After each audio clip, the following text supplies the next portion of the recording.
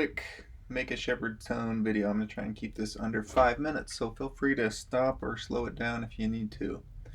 First thing we're going to do is save our session, always. And make sure you save it on the audio student drive.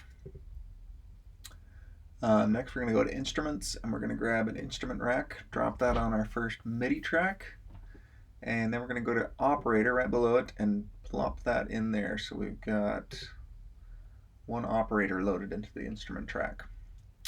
On your operator, go to the attack value and let's change that to 100 milliseconds, and go to the release value and let's change that to 3000. That's 3 seconds, 3000 milliseconds. Then go to these little colored squares down here and we're going to change that pitch value to 12. Still with me? All right. Let's actually program in some MIDI now. So I'm going to go to this first, actually I'm going to push tab and go to this screen here, and I'm going to select 8 bars right there. I'm going to go create, insert MIDI clip. It gives me an 8-bar MIDI clip. I'm going to go down to C0. Double click on that note and drag it all the way out. Okay. Then I'm going to come down here and click on this. That opens up our envelopes, and on envelopes we want to change to MIDI control and pitch bend, and we're going to program in a pitch bend. So first of all, start on 0, so just click on the line, make sure there's an edit dot there, and drag up here all the way up to 8191 when you get to the top. So that's a full octave pitch bend there. Okay, now we've done a lot of the heavy lifting already. I'm going to go back to, actually I'm going to stay on this screen, but let me just show you. I'll go back to this parameters here this way. So I'm going to click on this operator and we're going to push Command D to duplicate it. So now I've got 2 of them, but this one I want an octave up from that one. So I'm going to go to my MIDI effects and grab a pitch, and I'm going to drop it on that second operator. Then I'm going to pitch shift this up 12, so it's starting 1 octave higher than that one. And then we're just going to do this a few more times. So I'm going to duplicate this one now, and it's already got the pitch copied over as well, but we're going to change this one to 12 more, so it's 24. Duplicate that, 12 more again, so it's 36, and again, and 48, and again, and 60, and one last time, and 72. Okay, so now I've got 7 of these operators all climbing up 1 octave slowly in their pitch bend over an 8-measure sequence, and they're all 1 octave above each other. Now we're going to program in a fade in on the lowest one and a fade out on the highest one. So to do that, turn off this little MIDI keyboard, push A to open up your automation, and then click on the parameter that you want to automate. So I want to automate the volume for this individual operator. So I'm clicking on this blue square here, and I want this one to end up full volume, but I want to start out quiet. And then I'm going to go to this final one down here, same thing, except for this one we're going to start out full volume and end up totally quiet.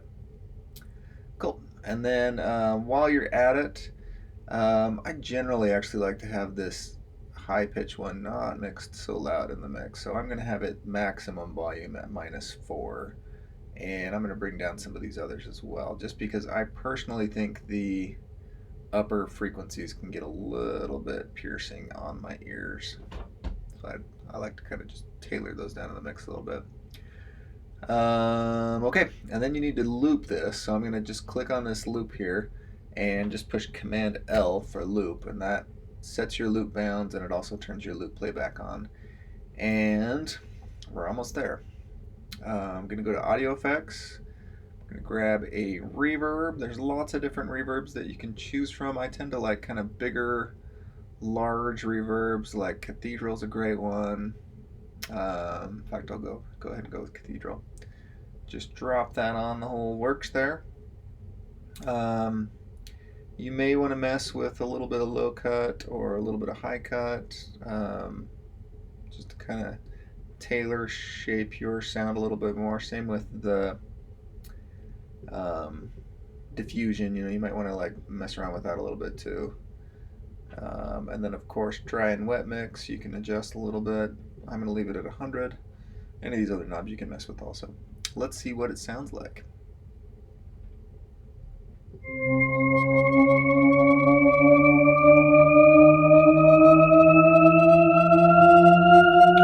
Cool. So I'm getting a little bit of distortion on a couple of channels, right? So I'm just going to bring my output down a little bit.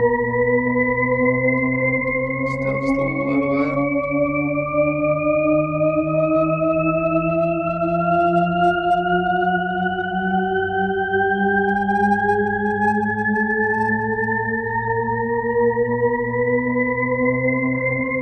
Cool. There you have it. Now after this, you can fine tune a lot of different things. I'm still hearing a little bit of distortion, so I might adjust some of the individual volumes of these operators. You can mess with individual operators, attack and release, just to get some variation between your different 7 versions of it, so that they're not all identically coming in and going out kind of at the same time. Another thing that I like to mess around with is different waveforms. Let me just solo this one right here, and I'll show you some of the different waves. So by default, it's on this sine wave. Ooh, let me pick one that's a little bit higher up in octave. So that's a sine wave. It's a really smooth kind of sound. Some of these other waves, like the saw, are going to have a little bit more harmonic content to them, a little bit more edgy sounding.